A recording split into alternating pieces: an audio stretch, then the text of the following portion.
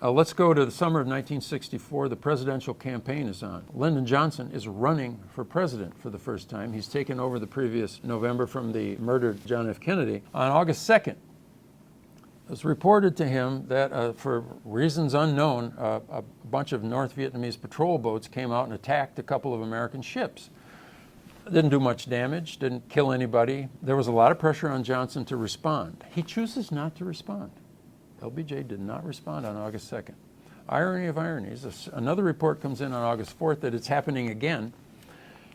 This time he chooses to respond with a fairly substantial airstrike all up and down the North Vietnamese coast in that part of North Vietnam from which it's thought that these PT boats have come. Unfortunately, there was no attack on August 4th. He would never know that, and it would only be ironed out in the late 1990s as to whether it occurred or not. But anyway, the first one did and the second one didn't.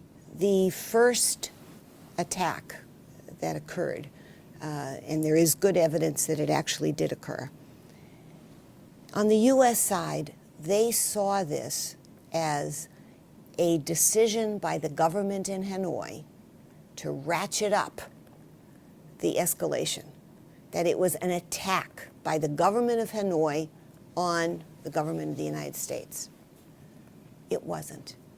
It was the decision of a local commander. Now, when we were in Hanoi with Robert McNamara, and credible sources on the Vietnamese side were telling him this,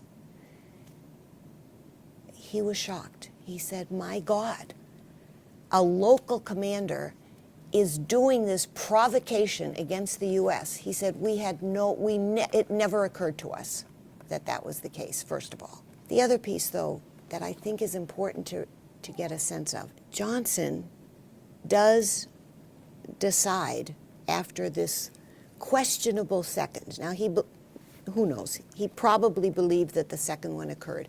But everybody's telling him they're not 100% sure because there's mixed signals and whatever. It is not as clear-cut as the first one, for sure. Nevertheless, Johnson takes that uncertain information and makes a very momentous decision that he will retaliate militarily.